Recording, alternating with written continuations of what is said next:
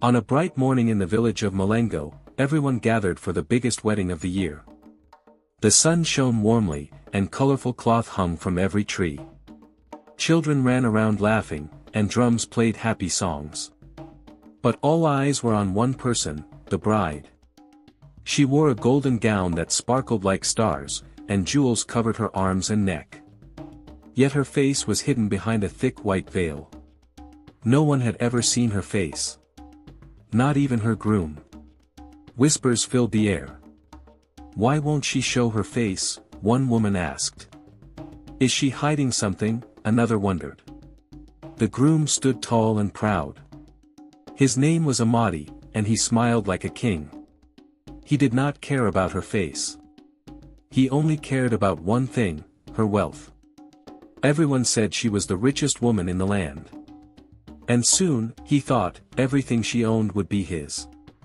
If you're watching this video, please like, subscribe to the channel, and tell me in the comments where you're watching my folktale story from. I want to know how far it has traveled. Amadi was not always this way. Years ago, he was a humble farmer who worked hard every day. But then he met a merchant who told him stories of rich men who lived in big houses and never worked. "You are wasting your life in the fields," the merchant said. "Find a rich wife, and you will never be poor again." Those words stuck in Amadi's head like a thorn. From that day, he stopped caring about love. He only wanted money and power. When he heard about the veiled bride, he knew she was his chance. Her family was wealthy beyond measure. They owned land, cattle, and gold. Amadi did not know her name. He did not care to learn. All he saw was what she could give him. He made a plan. He would marry her, take control of her riches, and live like a king. On the night before the wedding, he made a promise to himself. "I will own everything she has," he whispered into the dark. The bride's name was Zara, but very few people knew that. She spoke to almost no one. When she did, it was only in soft whispers to an old woman named Neka. Neka had been with Zara since she was a child. She was her servant, her protector, and her only friend. At the wedding, Neka stood close to Zara, watching everyone carefully. She knew the truth about the veil. She knew why Zara could not show her face. But she said nothing. The guests grew curious. "Why is she so quiet?" a man asked. "Maybe she cannot speak," another said. "Or maybe she is cursed," whispered a third. Zara's hands trembled as she held a small cloth bag close to her chest. Inside was something important, something only Neka knew about. During a quiet moment, Neka leaned close to Zara and whispered, "Are you sure about this?" Zara nodded slowly. Then Neka slipped a tiny glass vial into Zara's hand. It was filled with clear liquid that glowed faintly in the light. The village could not stop talking. Some said Zara was blessed by the gods. Others said she was cursed by a jealous witch. An old man named Chima sat under a tree and shook his head. "A veil hides more than a face," he said loudly. "It hides the truth." People listened, but no one understood. Amadi's mother was worried. "My son," she said, "what if this bride brings trouble?" But Amadi waved her away. "She brings gold, mother. That is all that matters." His mother frowned but said no more. Meanwhile, children played near the bride, trying to peek under her veil.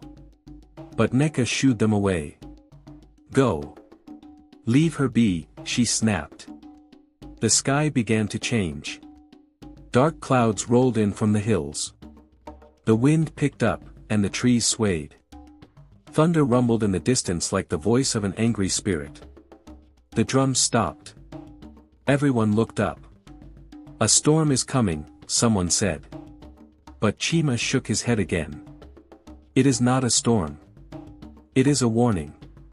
Just before the ceremony began, a stranger appeared. He was tall and thin, dressed in a long gray robe. No one knew where he came from. He walked straight to Amadi and bowed slightly. "A gift for the groom," the stranger said.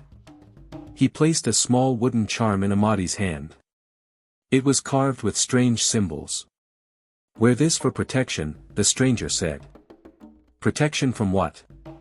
Amadi asked. But the stranger only smiled and walked away, disappearing into the crowd. Amadi looked at the charm. It felt warm, too warm. Suddenly, it burned his palm like a hot coal. He yelped and threw it to the ground. His mother gasped. "What was that?" she cried. Amadi rubbed his hand, confused and angry. "Nothing.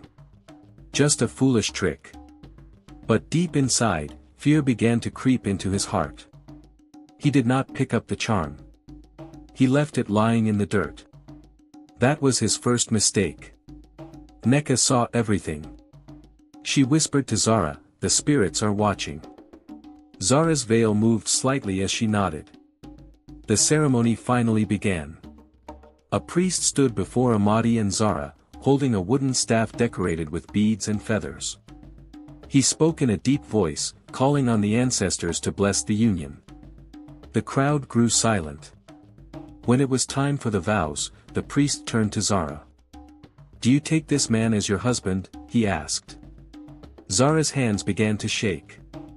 Her fingers twisted the edge of her veil. Everyone watched. The silence stretched long and heavy. Neka stood close, her eyes full of worry. "Child," Neka whispered softly, "you must speak." Zara's lips moved, but no sound came out at first.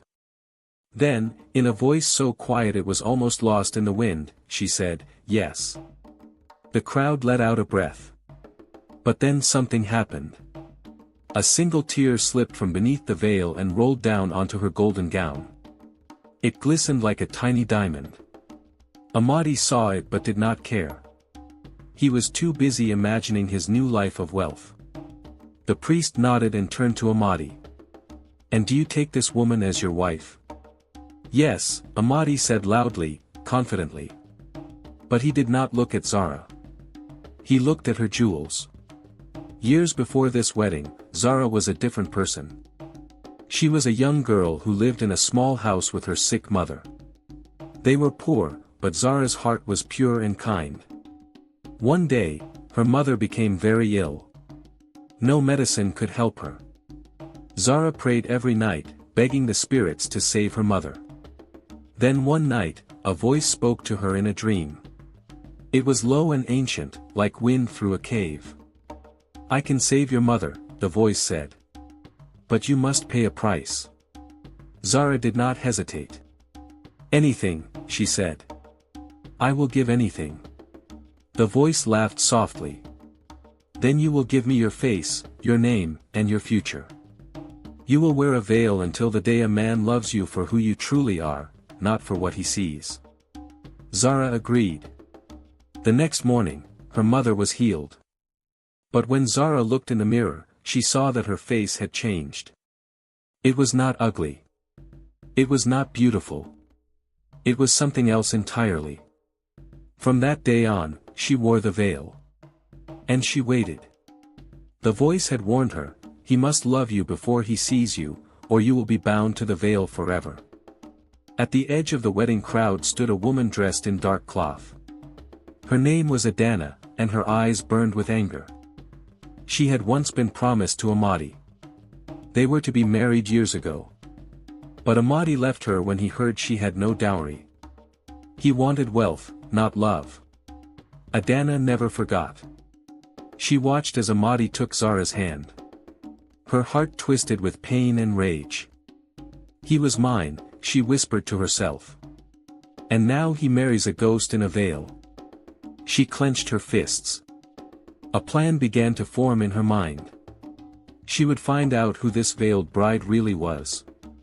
She would uncover her secrets. And when the time was right, she would destroy the marriage and take Amadi back. Adana's friend leaned close. "Let him go," she said gently. "He is not worth your tears." But Adana shook her head. "I will not let him go," she said coldly. "Not until he sees what he has truly married." She turned and walked away, her mind full of dark thoughts. She would expose the bride's secret. And she would make sure everyone knew the truth. Night fell over the village. The wedding feast began under the stars. Long tables were filled with food, roasted meat, fried plantains, rice, and sweet cakes. Musicians played drums and flutes, and people danced in circles. But Zara did not eat.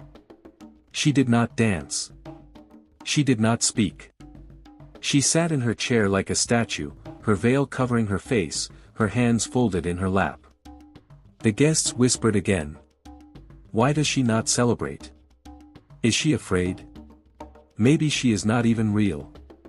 Amadi sat beside her, drinking palm wine and laughing with his friends. But his patience was running thin. He leaned close to Zara and spoke in a low voice. You will remove that veil tonight, he said. When we are alone, you will show me your face. Zara did not answer. Amadi's jaw tightened. He was not used to being ignored. Do you hear me? He hissed. Still, Zara said nothing. Neka, standing nearby, stepped forward. She is tired, sir. The day has been long. Amadi glared at her. I did not ask you, old woman. The tension grew thick like smoke. The music played on, but something felt wrong. The night was no longer joyful. It was full of shadows. An old healer named Matsi sat near the fire, watching everything. He had seen many weddings in his life, but none like this. He knew the signs. He knew when the spirits were involved. During a quiet moment, he stood and walked slowly to where Zara sat. He bowed his head respectfully. May I speak with the bride? He asked. Neka looked at Zara, who nodded slightly. Matsi leaned close and spoke softly so only Zara could hear. The veil protects you, he said. But it also traps you. If he sees your face too soon, before his heart is ready, all will be lost. Zara's breath trembled. What must I do? She whispered. Wait, Matsi said. Wait until he sees with his heart, not his eyes. Zara nodded, but tears filled her eyes again. I am afraid. Fear is natural, Matsi said kindly. But truth is stronger. He stood and began to walk away. But Amadi had been watching. He had seen the old man whisper to his bride. Suspicious and angry, Amadi followed Matsi into the shadows. He grabbed the old man's arm. What did you say to her? Amadi demanded. Matsi looked at him calmly. I told her the truth. What truth? Amadi growled. But Matsi only smiled sadly and walked away, leaving Amadi standing alone in the dark, full of questions. Amadi could not sleep that night. His mind was full of questions and anger. He did not trust Zara. He did not trust the old healer. He wanted answers. So he decided to follow his new wife. Late in the night, when everyone was asleep, Zara left the wedding house. She walked quietly through the village and into the forest. Neka had told her to pray, to ask the spirits for strength. Amadi saw her leave. He wrapped a cloth around his shoulders and followed her like a shadow. The forest was dark and thick with trees. Moonlight barely touched the ground. Amadi moved carefully, hiding behind trees and bushes. Finally, Zara stopped in a small clearing. She knelt on the ground and folded her hands. Amadi crouched low and watched. Zara began to pray. Her voice was soft but clear. Spirits who gave me this burden, she said, I have kept my promise. I have worn the veil. I have waited. But my heart is heavy. Please, let him see who I truly am. Let him see my soul, not just my face. Amadi's eyes widened. What did she mean? What was she hiding? His heart began to race. He leaned closer, trying to hear more. But then a branch. Zara stopped praying. She turned her head toward the sound. Who is there? she called out. Amadi froze. He did not answer. After a moment, Zara stood and walked back toward the village. Amadi stayed hidden until she was gone. Then he sat on the ground, breathing hard. His mind was spinning. That night, Zara could not sleep either. She lay on her mat, remembering the past. She remembered the day she became cursed. She had been only a child, maybe 10 years old. Her mother was dying, and Zara had run to the river, crying and praying. A spirit appeared to her there, a tall figure made of mist and light. Your mother will live, the spirit said. But you must give something in return. Zara had agreed without thinking. The spirit touched her face, and everything changed. Her beauty became a prison. People who saw her face saw not her, but their own desires reflected back. Some saw a monster. Some saw a goddess.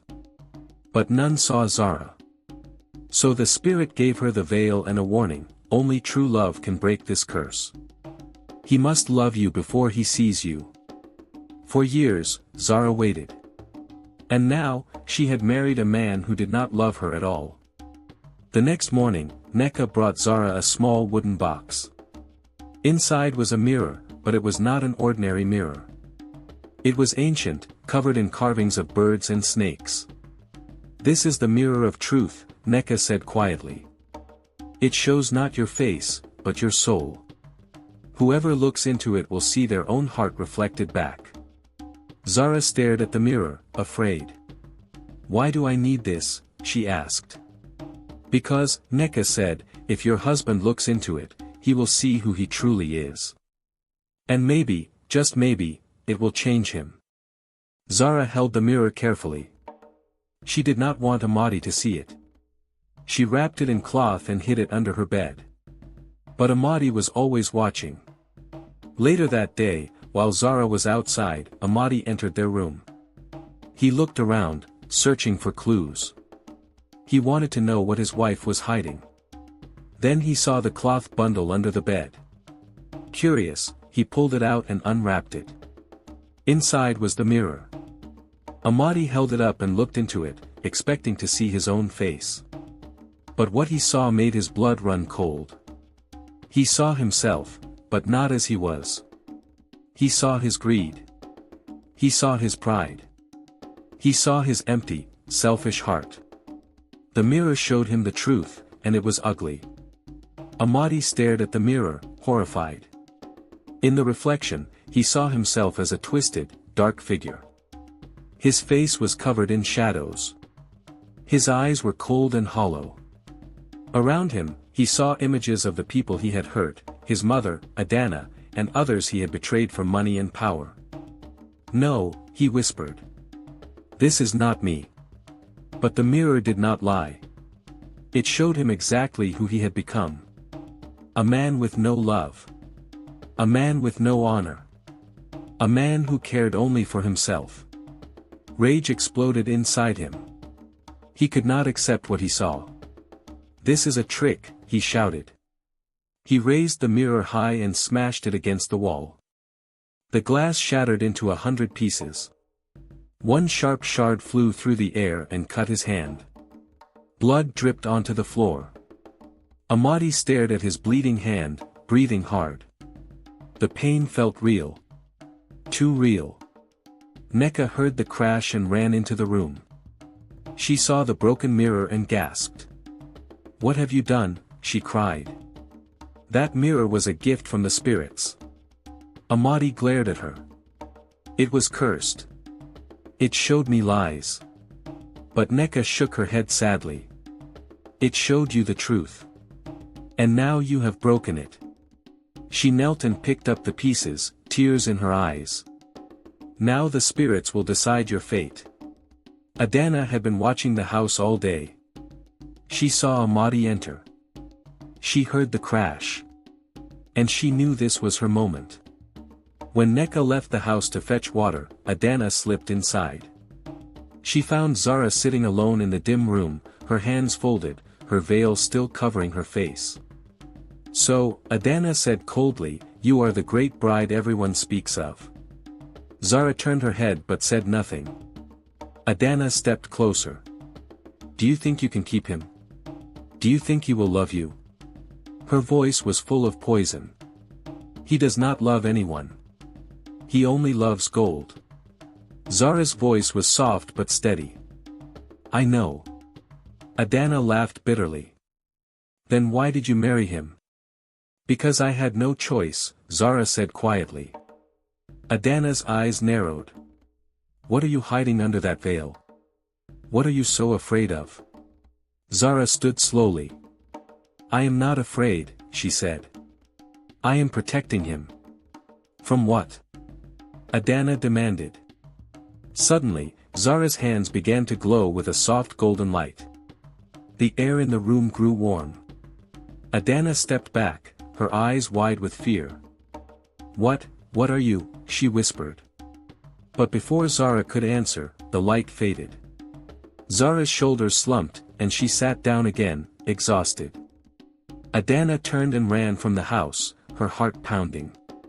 She did not understand what she had seen. But she knew one thing: Zara was no ordinary woman. That night, Zara's sorrow grew too heavy to carry. She sat alone in the dark room, her heart breaking. She had tried so hard to protect Amadi, to give him time to change. But he had destroyed the mirror. He had rejected the truth. Her grief was so deep that something inside her began to awaken. The veil on her face started to grow warm. The edges began to glow faintly, like embers in a fire. Zara felt it and gasped. "No," she whispered. "Not yet. Please, not yet." But the ancient power inside her was waking up. It had been sleeping for years, waiting for this moment. The spirits had given her more than just a curse. They had given her a gift, a force that could protect her, but also destroy everything around her if she lost control. The room filled with a strange energy. The air hummed and crackled. Neka burst through the door. "Child, what is happening?" she cried. Zara looked at her with frightened eyes. "I cannot stop it," she said. "The power is too strong." The veil began to burn at the edges, small flames licking the white fabric. Neka grabbed Zara's hand. "You must leave. Go to the forest. Go now, before anyone sees." Zara nodded. She stood and ran out of the house, into the night. Behind her, the flames on her veil grew brighter, lighting her path like a torch. Amadi heard the commotion and ran outside. He saw Zara running toward the forest, her veil glowing in the darkness. "Where are you going?" he shouted. But she did not stop. Amadi's mind raced. He thought she was running away with something valuable, gold, jewels, maybe a hidden treasure. His greed took over. "She is trying to escape with my wealth," he yelled. He grabbed a torch and chased after her. Through the village he ran, past sleeping houses and quiet fields. Into the forest he went, following the glow of her veil. The trees were thick and the path was hard to see, but Amadi did not slow down. He was angry. He was desperate. Finally, he saw her standing in a clearing, her back to him. The veil was still glowing, brighter now, like a small sun. "Stop!" Amadi shouted, running toward her. "You belong to me. Everything you have belongs to me." Zara turned slowly. "I do not belong to anyone," she said quietly. Amadi did not listen. He reached out and grabbed the edge of her veil. "I will see your face," he roared. "I will know the truth." With one violent motion, he ripped the veil from her head. The fabric tore away, and the glow filled the entire forest. Amadi staggered backward. The light from the veil faded, and he finally saw Zara's face.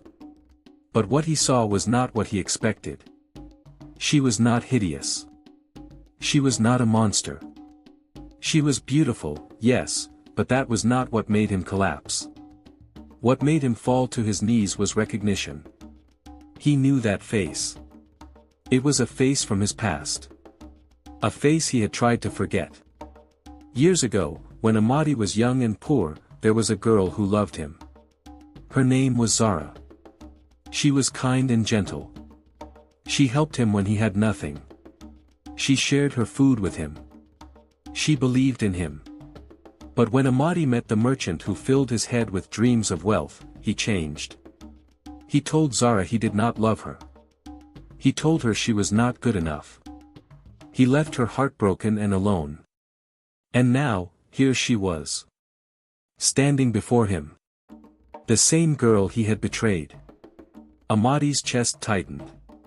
His head spun. "No," he whispered. "It cannot be you." Zara's eyes filled with tears. "Yes," she said softly. "It is me. The girl you threw away. The girl you broke. I am her." Amadi's legs gave out. He fell to the ground, gasping for air. "Now you see me," Zara whispered. Zara knelt beside him, her face calm but sad. "Do you remember?" she asked. "Do you remember what you said to me?" Amadi could not speak. His mind was flooded with memories.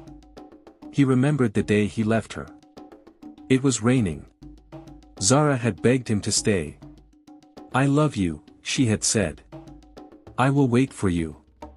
But Amadi had laughed. "Love does not fill my stomach," he had said. "I need more than love. I need gold. I need power. You are just a poor girl with nothing to offer." Zara had cried. She had watched him walk away. And that night, her mother became sick. That was when Zara made her bargain with the spirits. She gave up her face, her name, her future, all to save her mother. And all because the man she loved had broken her heart. Now, years later, Amadi finally understood. The spirits had brought them together again. Not by accident. But by design. This was his test. His punishment. His chance to see what he had done. "I am sorry," Amadi whispered, tears streaming down his face. "I am so sorry." But Zara did not answer. She stood and stepped back. The forest around them began to change. The trees seemed to move. The ground trembled. And from the shadows, voices began to speak. The voices were deep and ancient, like the earth itself was speaking. "Amadi," they said, "you have seen the truth. But have you learned?" Amadi looked around, terrified. He saw shapes moving between the trees, tall figures made of light and shadow. These were the forest spirits, the ones who had made the bargain with Zara long ago. "Please," Amadi begged, "forgive me. I did not know." "You did not want to know," the voices replied. "You chose greed over love. Pride over kindness. You saw people as tools, not as souls." Amadi's whole body shook. "I was wrong. I see that now. Please, give me a chance to make it right." The spirits were silent for a long moment. The wind blew through the trees, cold and sharp. Then one of the spirits stepped forward. It looked like a man, but its body was made of smoke and starlight. "There is only one way to break the curse," the spirit said. "Only one way to free Zara and save yourself." "Anything," Amadi said. "I will do anything." The spirit looked at him with eyes that burned like fire. "You must give up everything you have. Your wealth. Your pride. Your name. Only then will you be worthy." Amadi's breath caught. Everything? Could he really do that? Before he could answer, Zara began to fade. Her body turned to mist, drifting away into the forest. "No!" Amadi screamed. "Do not take her. Please." But she was gone. The forest spirit raised its hand, and Amadi's body froze. He could not move. He could only listen. "You will face the trial of the heart," the spirit said. "If you pass, Zara will return, and you will both be freed. If you fail, you will be turned to stone, a monument to greed and pride. Amadi's heart pounded in his chest. What must I do? He asked. The spirit's eyes glowed brighter. You must choose. We will show you two paths. One path leads to all the wealth you ever wanted. Gold, land, power, everything you dreamed of. The other path leads to Zara, but you will have nothing. No riches. No fame. Only love. Amadi felt sweat drip down his face. This was the choice he had made once before, years ago. And he had chosen wrong. Choose now, the spirit commanded. Suddenly, two doors appeared in the air before him. One door was made of gold, shining and beautiful. The other was made of simple wood, plain and humble. Amadi stared at them. His old self screamed inside him, take the gold. Take the wealth. But then he thought of Zara's face. He thought of her tears. He thought of the pain he had caused. Slowly, Amadi fell to his knees. I choose her, he said. I choose Zara. I choose love. He crawled toward the wooden door and pushed it open. The spirits watched in silence. The moment Amadi stepped through the wooden door, everything around him disappeared. He found himself standing in an empty field. There was nothing, no trees, no gold, no house, no people. Just emptiness. A voice echoed around him. You have chosen love over wealth. But words are easy. Now you must prove it. Suddenly, everything Amadi owned appeared before him. His land. His cattle. His gold coins. His fine clothes. All of it, piled high like a mountain. Give it all away, the voice said. Every piece. Every coin. Only then will you be free. Amadi looked at the mountain of wealth. His hands shook. This was everything he had worked for. Everything he had schemed and lied for. But then he remembered Zara's voice, now you see me. He remembered her broken heart. He remembered the man he used to be. Amadi took a deep breath. I give it all up, he said loudly. I do not want it anymore. One by one, he began throwing his possessions into the air. The gold coins scattered like leaves. The fine clothes dissolved into dust. The land crumbled away. And with each thing he gave up, Amadi felt lighter. Freer. When the last piece of gold was gone, Amadi stood alone in the empty field. But he was not afraid. For the first time in years, he felt peace. The spirits appeared again. And this time, they were smiling. The empty field began to glow with soft light. The ground beneath Amadi's feet turned green with grass. Flowers bloomed all around him. And then, from the light, Zara appeared. But she was different now. Her face was no longer hidden. She glowed with a gentle, golden light. Her eyes were clear and full of peace. The curse had been broken. Zara, Amadi whispered, tears streaming down his face. She walked toward him slowly. You have passed the trial, she said. You chose love. You gave up everything. Amadi fell to his knees. I am so sorry for what I did to you. I was foolish. I was cruel. I do not deserve your forgiveness. Zara knelt down beside him.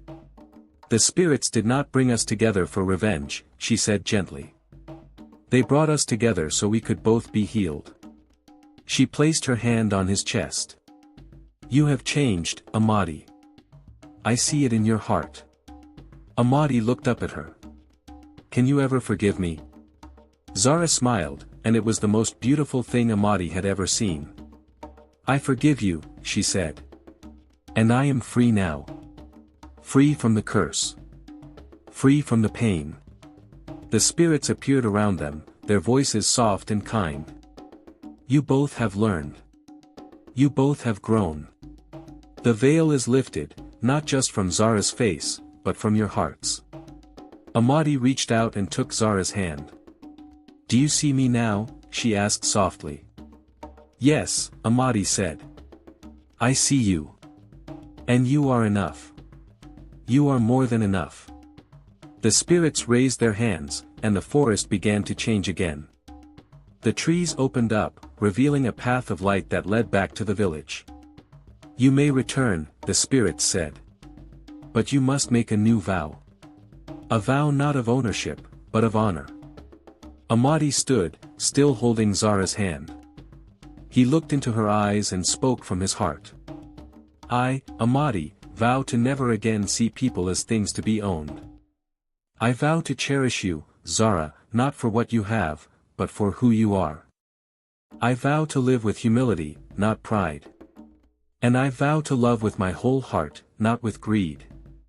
Zara's eyes filled with tears, but they were tears of joy. And I, Zara, vow to trust again. To open my heart again. And to walk this path with you, not as your possession, but as your partner. The spirits nodded, pleased. Then you are truly married now, they said. Not by wealth or ceremony, but by truth and love.